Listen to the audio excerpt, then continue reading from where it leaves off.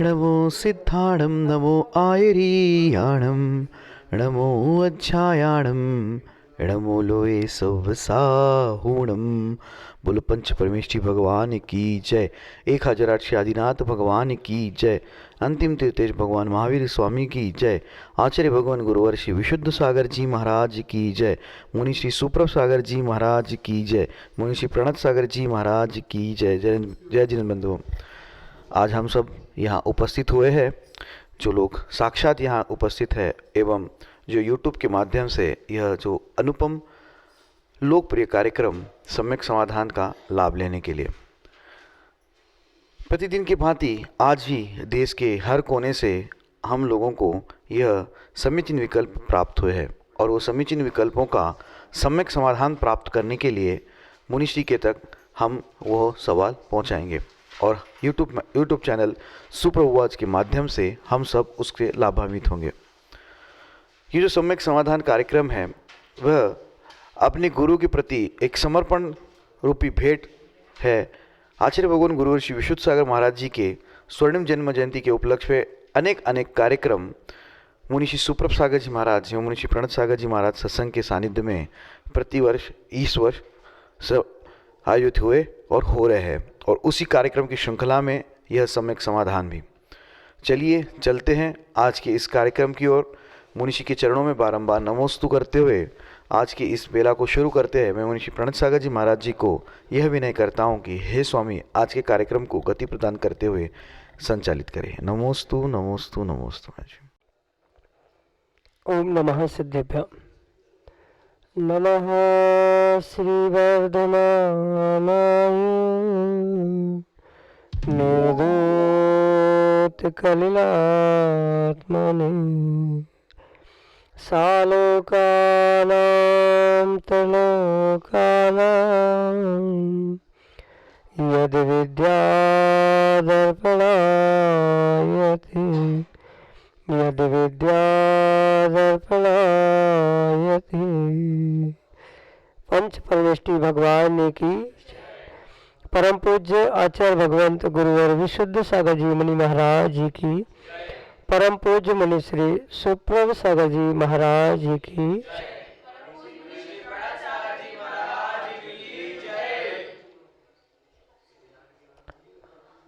बाल दिवस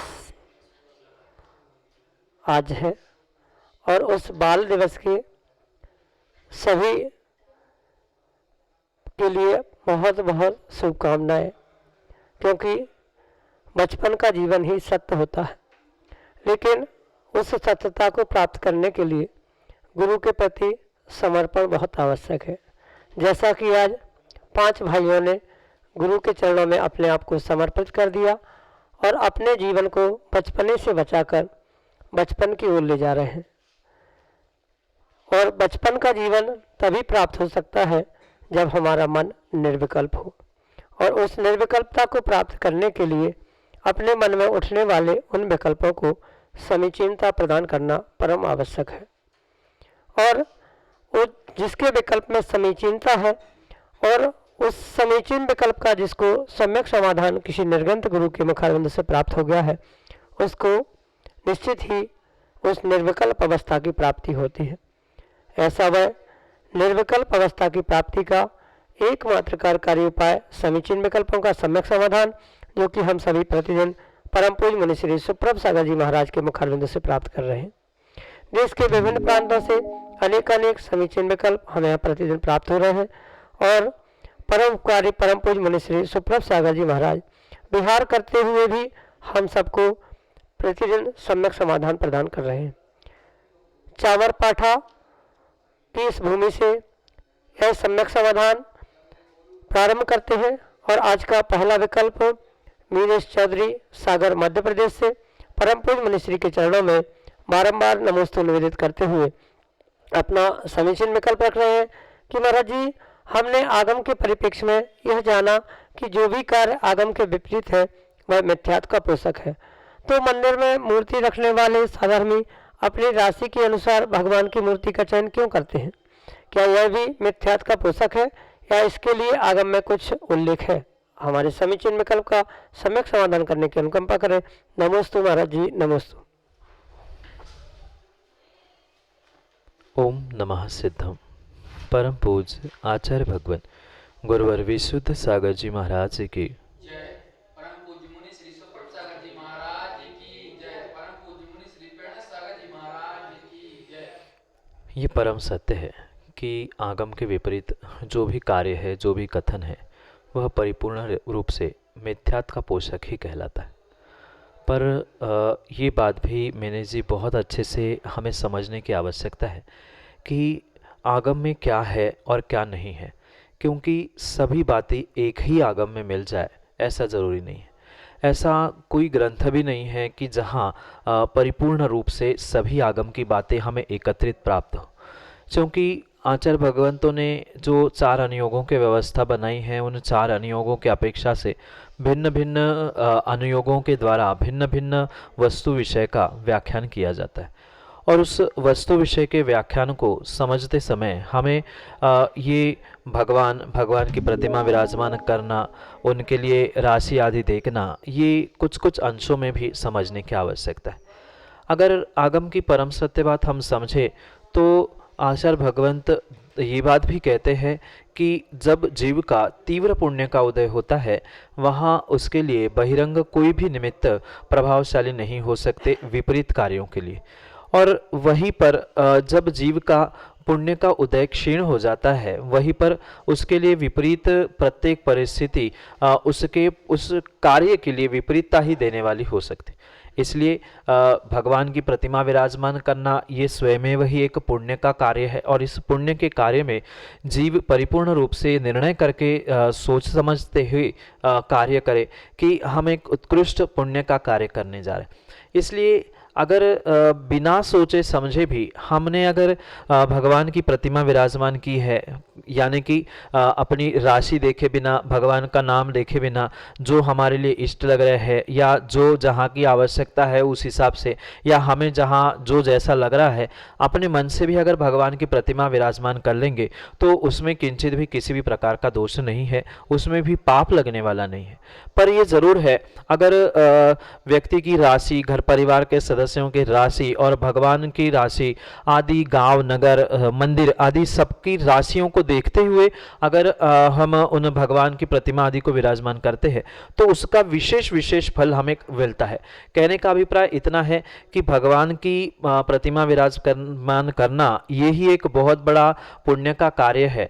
और इसमें अगर विशेषता को देखते हुए, यानी राशि देखते हुए, घर परिवार के सभी सदस्यों को समावित हो या सबके लिए लाभदायक हो, ऐसे राशियों को देखते हुए अगर भगवान की प्रतिमा विराजमान करते हैं, इसमें किंचित भी मिथ्यात्व का दोष नहीं है। ये परम सत्य है कि ये जो कुछ भी है ये विशेष विशेषता को, यानी और विशेषता को और पुण्य को बढ़ाने के ही कार्य हो सकते हैं, जिस कारण से उसमें मिथ्यात्व का दोष नहीं है। आगम में इसके विषय में बहुत सारी बातें लिखी है, मुहूर्त चिंतामणि है, या आचार्य भगवंतों ने जहाँ प्रतिष्ठा ग्रंथों का व्याख्यान किया है, उन प्रतिष्ठा ग्रंथों में भी आचार्य भगवंत ने इसके विषय में और भी विस्तार से प्रत्येक भगवान की विराजमान करने वाले की राशि, साथ में नगर की, मंदिर की आदि आदि सभी राशियों को समाहित करते हुए विशेष वृद्धि पुण्य की हो, इस अपेक्षा से ये कथन किया है। देखने में मिथ्यात्व नहीं है, नहीं देखने पे दोष लगता है या पुण्य नहीं मिलता, ऐसा भी नहीं है। विशेष पुण्य की प्राप्ति के लिए ये विशेष कार्य किए जाते हैं। सामान्य रूप से भगवान की प्रतिमा विराजमान बिना राशि देखे भी कर लेंगे तो भी पुण्य का ही कार्य है, देख कर करने से विशेष फल मिलता है, मिथ्यात्व किंचित भी नहीं है। यही आपके लिए सम्यक समाधान। श्रीमती प्रियंका जैन, केसली, सागर, मध्य प्रदेश से परम पूज्य मुनिश्री के चरणों में बारंबार नमोस्तु निवेदित करते हुए अपना समीचीन विकल्प रख रहे हैं कि महाराज जी, पद्म पुराण में बताया है कि श्री रामचंद्र जी और महाराजा सुग्रीव की पूरी सेना आकाश मार्ग से लंका पहुंची थी, लेकिन वाल्मीकि रामायण में राम सेतु का उल्लेख आता है। तो सत्य क्या है?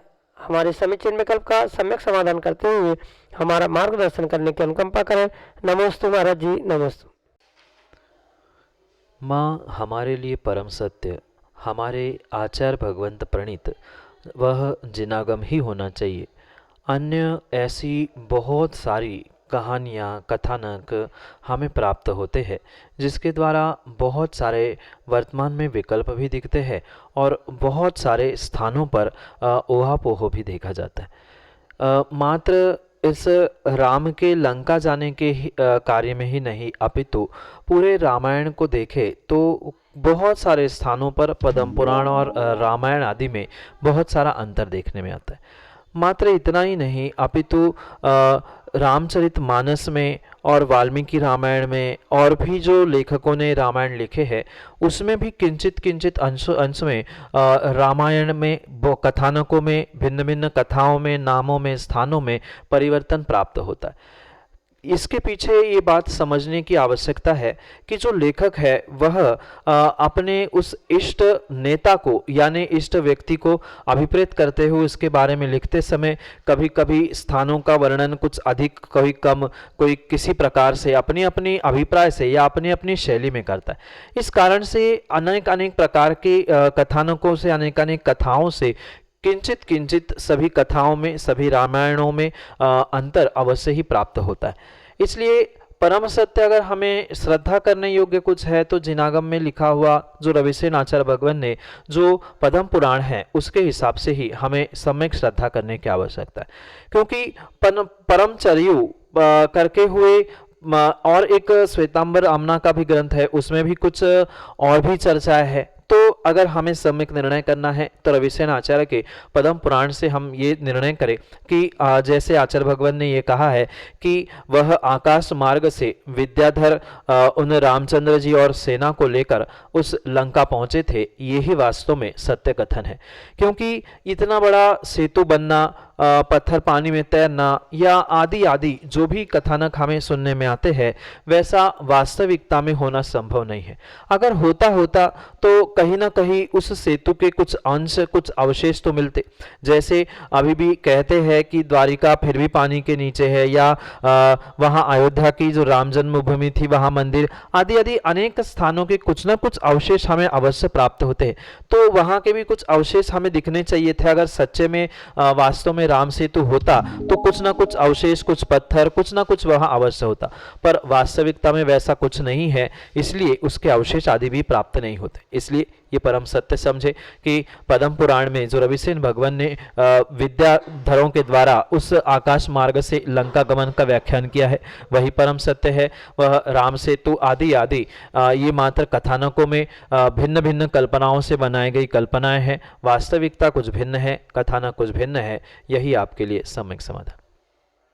अगले समीचीन विकल्प के लिए श्रीमती सुनीता कोठारी देवरी मध्य प्रदेश से परम पूज्य मनीषी के चरणों में कोटि कोटि नमोस्तु निवेदित करते हुए अपना समीचीन विकल्प रख रहे हैं कि महाराज जी अभव्य कभी भव्य नहीं हो सकता, तो फिर उसका कैसे और कब कल्याण होगा। हमारे समीचीन विकल्प का सम्यक समाधान करने की अनुकंपा करें। नमोस्तु महाराज जी, नमोस्तु। जीवा भव्य भवेत्वानि च, ऐसा सूत्र देते हुए आचार्य भगवान उमा स्वामी महाराज ये सुंदर बात कहते हैं कि जो जीव है वह दो प्रकार का होता है, एक भव्य जीव एक अभव्य जीव। जो कभी भी सम्यक दर्शन को प्राप्त नहीं कर सकता है, संसार से मुक्ति को प्राप्त नहीं कर सकता है, ऐसे जीव को अभव्य कहते हैं। वही जो परिपूर्ण रूप से सम्यक दर्शन को प्राप्त करने की और मुक्ति प्राप्त करने की शक्ति को लेकर रहता है, ऐसे उस शक्ति से युक्त जीव को ही भव्य कहते हैं।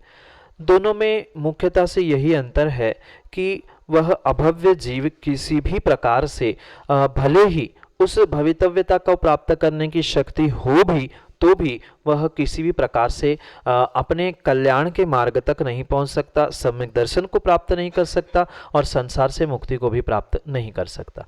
पर वहीं पर जो भव्य जीव होता है वह भी कभी निकट भव्य होता है, कभी दूरांदूर भव्य होता है। ऐसे भव्य के भी भेद कहे गए हैं। जो कुछ ही भवों में मुक्ति को प्राप्त करने वाला है वो निकट भव्य होता है। जो कई लंबे भवों के बाद लंबे काल के अंतराल के बाद जो मुक्ति प्राप्त करता है, ऐसे दूर स्थूल भव्य कहा जाता है। पर ये दोनों भव्य इसी प्रकार से समझने होंगे कि जो भवितव्यता को प्रकट करने वाले हैं वे भव्य होते हैं, यानी संसार से मुक्ति को प्राप्त करने वाले भव्य होते हैं। जो संसार से किसी भी प्रकार से मुक्ति को प्राप्त नहीं करते हैं उन्हें ही अभव्य कहा जाता है। और जैसे कि वह किसी भी प्रकार से भव्य अभव्य नहीं हो सकता और अभव्य भव्य नहीं बन सकता। जैसे एक सामान्य दृष्टांत आता है आगम में भी, घर में जैसे एक ठुर्रा मूंग होती है, जो कितना ही पानी में डालकर उसे उबाला जाए, कितना भी उस पर प्रयास किया जाए, पर वह ठुर्रा मूंग कभी भी पसीजती नहीं है, सिजती नहीं है। जैसे वह ठुर्रा मूंग की परिणति है, कहने के लिए तो मूंग है पर ठुर्रा मूंग है। इसी प्रकार से ये जो अभव्य जीव होता है वो किसी भी प्रकार से भव्य होता ही नहीं है, और उस कारण से वह कभी भी भवितव्यता को प्रकट ना करने के कारण से कभी भी सम्यक दर्शन को प्राप्त नहीं करता, और सम्यक दर्शन को प्राप्त नहीं करता मतलब वह कभी भी संसार से मुक्ति को भी प्राप्त नहीं कर सकता। इसलिए ये दो प्रकार के जीव परिपूर्ण रूप से भिन्न ही हैं, वे कभी भव्य से अभव्य, अभव्य से भव्य तीन काल में नहीं हो सकते। जो भव्य है वह भव्य ही रहेंगे, जो अभव्य है वह अभव्य ही रहेंगे। इसलिए अभव्य का कभी भी कल्याण नहीं हो सकता, अभव्य कभी भी भव्य नहीं बन सकता, और अभव्य कभी भी मुक्ति को प्राप्त नहीं कर सकता। उसके पीछे कारण यही है कि वह अभव्य है। अभव्यता ही उसका नियोग है, उसका कारण है, और कोई भी कारण उसका नहीं है जिसके कारण से वह अभव्य से भव्य या भव्य से अभव्य बने। जो जैसा होता है वही वैसा उसका नियोग होता है, वैसे उसके परिणाम परिणति होती है। इसी प्रकार से वह अभव्य जीव किसी भी प्रकार से भव्य नहीं हो सकता, क्योंकि उसका वैसा ही नियोग है, वैसी उसकी परिणति, वैसा ही उसका परिणाम है। यही आपके लिए सम्यक समाधान। अगला समीचीन विकल्प गौरझामर मध्य प्रदेश से निर्मल जैन परम पूज्य मनीश्री के चरणों में बारंबार नमोस्तु निवेदित करते हुए अपना समीचीन विकल्प रख रहे हैं कि महाराज जी, पूजन करते समय हम जो ठोने में स्थापना करते हैं उसकी विधि क्या है एवं उस समय हमारे भाव कैसे होना चाहिए। हमारे समीचीन विकल्प का सम्यक समाधान करें। नमोस्तु महाराज जी, नमोस्तु। इस विषय को कई बार सम्यक समाधान से उत्तर देते हुए ये समझाने का प्रयास किया गया है कि पूजा का जो ये विशेष अंग कहा जाता है, जिसको पूजा और स्थापना कहा जाता है, उस स्थापना के अंतर्गत जो परिपूर्ण रूप से हम पहले ठोने में जो लौंग चावल आदि के द्वारा प्रभु को आवाहन करते हैं, वह एक मूलभूत उस पूजा का अंग कहा जाता है। उसके अभाव में कभी पूजा संभव नहीं हो सकती। और उसके पीछे का अभिप्राय ये नहीं है कि हम वेदी पर बैठे हुए भगवान को ठोने पे बुला रहे हैं, या अन्य कोई देवों को हम वहाँ पे बुला रहे हैं। जैसे विसर्जन पाठ में बोलते हैं कि आए जो देवगण अब जा अपने अपने स्थान। ये वहाँ उन देवों से भी मतलब नहीं है, चतुर्निकाय के देवों से मतलब नहीं है, ना साक्षात अरिहंत देवों से वहाँ मतलब है। वहाँ एकमात्र ठोने पर करने वाले उस लौंग चावल आदि की स्थापना का यही मुख्यता से अभिप्राय है कि हम जो पूजा प्रारंभ कर रहे हैं उस पूजा के द्वारा जो प्रभु को, देवशास्त्र गुरु को हम अपने हृदय में, हृदयांगन में आमंत्रित कर रहे हैं, आह्वान करके स्थापित कर रहे हैं। तो हमने अपने हृदय में भगवान को, देवशास्त्र गुरु को स्थापित तो कर दिया, विराजमान तो कर लिया, पर अब जिसको हमने विराजमान किया है वह हमने किस किस को किया है, कब कब किया है, उसका एक संकेत रूप वह ठोने में हम स्थापना करते हैं। चाहे चावल हो चाहे लौंग हो, ये एक मात्र संकेत रूप है जिसके द्वारा हम उस ठोने में संकेत रूप करते हैं। जैसे कोई विद्यार्थी स्कूल कॉलेज में पहुंचता है, वहाँ जैसे प्रेजेंटी लेने पर पूछा जाता है कि अमुक बालक आया कि नहीं, उसने जैसे यस सर कहा तो उस लड़के को रजिस्टर में नहीं रखा जाता, अपितु रजिस्टर में टिक लगाई जाती है, एब्सेंट प्रेजेंट आदि लिखा जाता है। इससे उसकी एब्सेंटी और प्रेजेंटी रजिस्टर में पता चलती है कि वह उस दिन था कि नहीं था।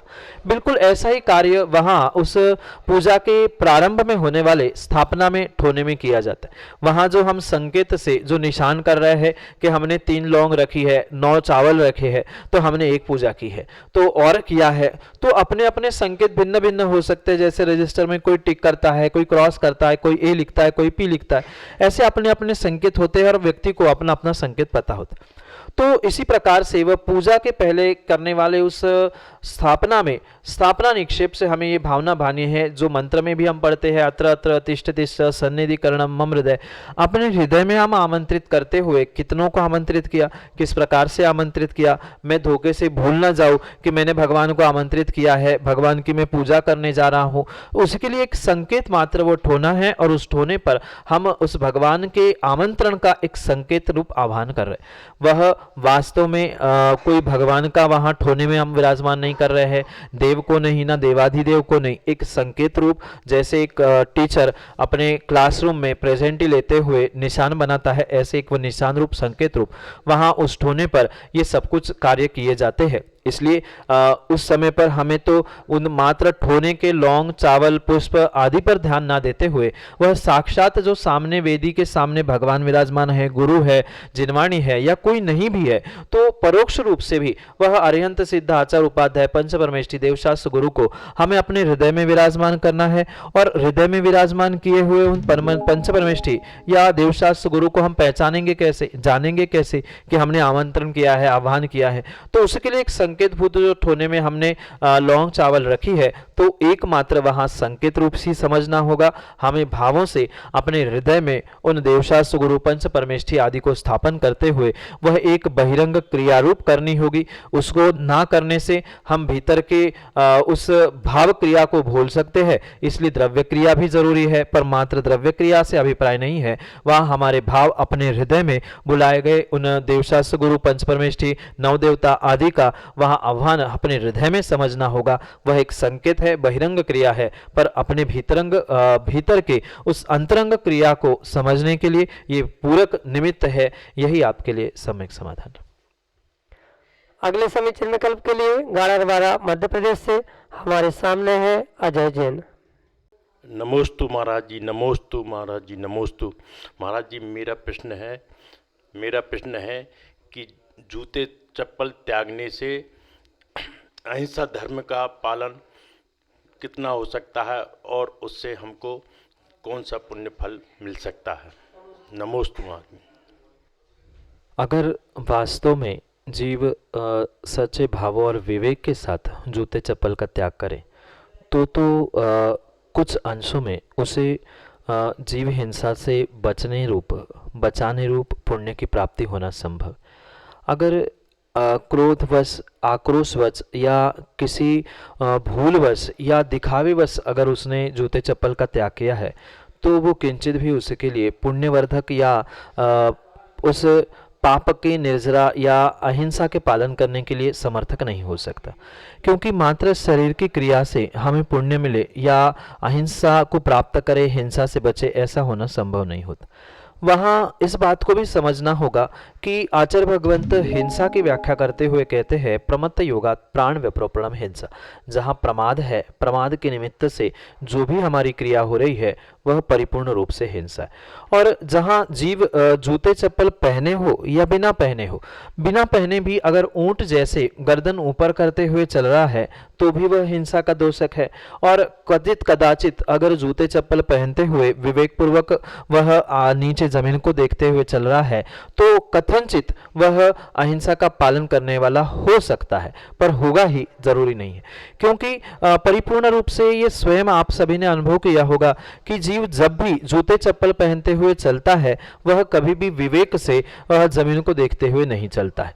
जैसे एक जन्माशय की चाल चलने वाला वह नव युवक होता है, वह हर कदम नीचे देखते हुए चलता है, पर वहां जीवों के बचाने के भाव नहीं होते, वहां दुनिया को दिखाने के भाव होते। अगर ऐसे ही मैंने जूते चप्पल त्याग किए हैं, दुनिया देखे, मेरी प्रशंसा करे, इन भावों से अगर हमने जूते चप्पल त्याग किए हैं तो परिपूर्ण रूप से हमें अहिंसा का फल मिलने वाला नहीं है। पर वही हमारे ये भाव है कि चलो अगर मैं जूते चप्पल पहन के जाऊंगा तो मेरा ये विवेक नहीं रहेगा कि नीचे कितने जीवों को कुचल के जा रहा हूं, क्योंकि ये स्वाभाविक सी बात है। पैरों में जब कुछ होता है तो व्यक्ति नीचे कांच पड़ी हो, कंकड़ पड़े हो, जीव हो, गोबर हो, मल हो, उसे नहीं देखता, क्योंकि उसे ये पता है मेरे पैरों में जूते हैं, मेरे पैरों में चप्पल है, तो मुझे कुछ नहीं होगा, जो भी होगा जूते चप्पल को होगा। इसलिए वो प्रमाद सहित होते हुए भले ही जीवों की हिंसा हो या ना हो, पर हिंसा का भागी अवश्य होता है। क्योंकि आचार्य भगवंत बहुत अच्छी बात कहते हैं कि अयत्नाचार निश्चदा हिंसा, यानी अयत्न अप्रयत्नपूर्वक प्रयत्न बिना देखे, बिना सोचे, बिना समझे अगर हम कोई भी क्रिया कर रहे हैं, जहां प्रमाद है वहां नियम से हिंसा है, और जहां जूते चप्पल पहने जाते हैं वहां तो परिपूर्ण रूप से हिंसा का ही भागी है। वर्तमान में तो दादा आपने देखा ही होगा, बहुत सारे जीव आजकल सोले के कपड़ों के साथ सोले के जूते चप्पल पहन के आते, वो तो बेचारे अहिंसा का कार्य करने जा रहे हैं, पर स्वयं पहले हिंसा करके अहिंसा का कार्य करने जा रहे हैं। चाहे वह गोबर मल पे भी पैर पर क्यों ना पड़ा हो, उसमें भी जीव थे, उनकी भी विराधना हुई थी। कांच कंकड़ लगा तो अपनी विराधना हुई, अन्य भी जीवों की विराधना हुई। इसलिए विवेक सहित अगर हमने जूते चप्पल का त्याग किया है तो नियम से वह हमारे हिंसा से रक्षा करते हुए अहिंसा का बोध करने वाला हो सकता है। पर यह भी बहुत अच्छी बात समझने योग्य है, मात्र जूते चप्पल का ही त्याग नहीं, जूते चप्पल के साथ प्रमाद का भी त्याग करना होगा। जूते चप्पल का त्याग करने पर हमने प्रमाद का त्याग किया तो नियम से हम अहिंसा का पालन करने वाले हो सकते, क्योंकि जब जूते चप्पल होते हैं तब व्यक्ति ये विवेक भूलता है कि मेरे पैरों के नीचे कौन कैसा आ रहा है। भले ही कांच कंकड़ को देखने के लिए, मल को देखने के लिए नीचे दिखे और देखते देखते एक आध जीव की भी रक्षा हो गई तो नियम से उसके अहिंसा का पालन हो सकता है। इसलिए जूते चप्पल ना पहनना ही एक वास्तव में अहिंसा का लक्षण कहा गया है, जिस कारण से आपके निर्ग्रंथ मुनिराज गुरु महाराज हमेशा ही वह बिना जूते चप्पल पहने ही सर्वत्र विहार करते हैं, और उनकी वह एरिया समिति होती है जो 3-3.5 हाथ देखते हुए भूमि को चलते हैं। जो व्यक्ति बिना जूते चप्पल चलेगा वह नियम से जमीन को, भूमि को देखेगा। इसलिए व्यक्ति को अगर वास्तव में अहिंसा का पालन करना है तो जब जहां जिस प्रकार से शक्ति हो उस शक्ति के अनुसार जूते चप्पल आदि को छोड़ते हुए ही पुरुषार्थ करने का प्रयास करना होगा, तो ही वह अहिंसा का पालन करने वाला वह सच्चा अहिंसक होगा, अन्यथा नहीं। यही आपके लिए सम्यक समाधान। अच्छा, अगले समीचीन विकल्प के लिए मनोज जैन, गाड़रवाड़ा, मध्य प्रदेश से हमारे सामने। नमोस्तु भगवान, नमोस्तु भगवान, नमोस्तु भगवान। मोक्ष का फल, मोक्ष का बीज सम्यक दर्शन है, और सम्यक दर्शन को भव्य और अभव्य के रूप में कैसे जोड़ें और हम कैसे अपना समाधान कर सकें महाराज जी, कि हम भव्य हैं अभव्य हैं, सम्यक दर्शन को हम कैसे प्राप्त करें और कैसे हमको पता लगे कि हम सम्यक दर्शन की तरफ बढ़ रहे हैं या नहीं बढ़ रहे हैं। हमारे सम्यक समाधान करें महाराज जी। नमोस्तु महाराज। आगम में आचार्य भगवंतों ने 2 प्रकार के सम्यक दर्शन की व्याख्या, एक व्यवहार सम्यक दर्शन और एक निश्चय सम्यक दर्शन। जो निश्चय सम्यक दर्शन है वो तो केवलीगम्य विषय है, हमारा विषय नहीं है। और व्यवहार से अगर हम समझे तो अगर हम सच्चे देवशास्त्र गुरु के भक्त है, अपने आप को सच्चे देवशास्त्र गुरु के भक्त मानते हैं, हम सभी देवशास्त्र गुरुओं की विनय करते हैं, बिना राग द्वेष से, बिना प्रमाद से सभी गुरुओं की, सभी प्रभुओं की, सभी मंदिर क्षेत्र जिनमाणी आदि को मानते हैं और उनकी मानते हैं, तो नियम से हम अपने आप को व्यवहार सम्यक दृष्टि माने, इसमें किंचित भी दोष नहीं। अगर इनमें भी क्वचित कदाचित कहीं हमारे राग द्वेष के परिणाम हो रहे हैं, कहीं अच्छाई बुराई, किसी की निंदा आलोचना करने के भाव हो रहे हैं, तो हम अभी सम्यक दर्शन से दूर है, यह अपने आप को पहचानने की आवश्यकता। क्योंकि ऐसी कोई लिटमस टेस्ट या कोई थर्मामीटर नहीं है कि जिसके द्वारा हम ये पहचान ले अपने आप को या किसी और को कि ये भव्य है कि अभव्य है, सम्यक दृष्टि है कि मिथ्या दृष्टि है। उस सम्यक दृष्टि मिथ्या दृष्टि की पहचान व्यक्ति को स्वयं के परिणाम और परिणति से करनी होगी। मेरे परिणाम कैसे है, सच्चे देवशास्त्र गुरु को मैं कितना मानता हूँ, और गुरु सच्चे देवशास्त्र गुरु के साथ हम सच्चे देवशास्त्र गुरु की कितनी मानते हैं, ये भी समझना आवश्यक। क्योंकि मात्र देवशास्त्र गुरु को मानते हुए उनके आगे पीछे घूमने वाले, उनकी सेवा करने वाले दुनिया में बहुत सारे ऐसे मिथ्या दृष्टि जीव है जो धर्म का तो आलम्बन ले रहे हैं, पर वह धर्मों को, धर्म की क्रियाओं को मात्र भोगने के लिए, लोगों की प्रशंसा लूटने के लिए, वाह करने, प्राप्त करने के लिए, मान सम्मान के लिए करते। पर सच्चा सम्यक दृष्टि कभी उन भोगों की, मान कसायों की इच्छा से नहीं, अपितु निर्मल भावों के साथ देवशास्त्र गुरु की आराधना करता है। कहीं भी किसी भी प्रकार का हमारा अगर व्यक्तिगत लोभ है कि मैं प्रभु की रोज पूजा करता हूँ मुझे ऐसा मिल जाए, मैं गुरु की सेवा कर रहा हूँ मुझे कुछ मिल जाए, मैं जिनवाणी का इतना स्वाध्याय करता हूँ मुझे ऐसा कुछ मिल जाए, अगर इस प्रकार का किसी भी प्रकार का अगर लोभ मुझे सता रहा है तो हो ना हो कहीं ना कहीं हम सम्यक से अभी कुछ दूरी पर है, यह अवश्य समझना हो। क्योंकि ये निर्णय दो ही जीव कर सकते हैं, एक स्वयं कि स्वयंभू, दोनों में से एक ही सम्यक निर्णय करते हुए सम्यक दर्शन को समझ सकता है। अभी वर्तमान में केवली भगवान स्वयंभू नहीं है, इसलिए हमें स्वयं को स्वयं से ही स्वयं के लिए स्वयं का ही निर्णय करना होगा कि मैं अगर व्यवहार से भी सच्चे देवशास्त्र गुरु को और उनकी मान रहा हूँ तो नियम से मैं सम्यक दृष्टि हूँ और भव्य हूँ। क्योंकि भव्य की पहचान मात्र बहिरंग किसी कारण से नहीं, सम्यक दर्शन से ही होती। जो सम्यक दर्शन को प्राप्त करता है वही भव्य होता है। जो सम्यक दर्शन को प्राप्त कर ही नहीं सकता है, भले ही शक्ति क्यों ना हो पर प्रकट नहीं कर सकता है, वह सम्यक दृष्टि हो ही नहीं सकता। इसलिए स्वयं की पहचान स्वयं के परिणाम परिणति से करनी होगी। यही आपके लिए सम्यक समाधान। जय जन बंधु, आप हम सभी लाभ ले रहे थे लोकप्रिय कार्यक्रम सम्यक समाधान का। प्रतिदिन के भांति यह कार्यक्रम 5:13 पे यूट्यूब चैनल पर प्रसारित होता है एवं इस कार्यक्रम के माध्यम से जन जन के मन में जो उठने वाले विकल्प है उसका शमन किया जाता है। आप सभी लोग अगर ये सोच रहे हैं कि कैसे हम तक आपके विकल्प पहुंचाया जाए तो नीचे पट्टी पे फ्लिप पे व्हाट्सएप के नंबर चल रहे हैं, तो आप उस पर मैसेज डाल के उस पर आप अपना मैसेज नाम और विकल्प के साथ हम तक पहुंचाएं। उसको एकत्रित करके मुनिषी तक पहुंचाया जाएगा और मुनिषी उसका देंगे सम्यक समाधान। प्रतिदिन 5:13 पे आप YouTube चैनल सुप्रभुवाच पे यह कार्यक्रम सुन सकते हैं और देख सकते हैं। प्रतिदिन की भांति शाम को 7:40 पे मुनिषी के प्रवचन जिनवाणी टीवी के माध्यम से प्रसारित होते हैं और उसका अद्भुत विषय चल रहा है रत्नमाला ग्रंथ का। शिवकोटि स्वामी विरचित रत्नमाला यह ग्रंथ पहली बार जिनवाणी टीवी के माध्यम से प्रसारित हो रहा है। आप घर बैठे शाम को 7:40, ठीक से याद रहे, शाम को 7:40 बजे जिनवाणी टीवी के माध्यम से मुनिषी के प्रवचन रूपी स्वाध्याय कर सकते हैं। आज के लिए इतना ही। शेष और ऐसे ही नवनवीन उपक्रम एवं कार्यक्रम के साथ हम हाजिर होंगे। तब तक के लिए जय जय। मुनिषी के चरणों में बारंबार नमोस्तु नमोस्तु नमोस्तु।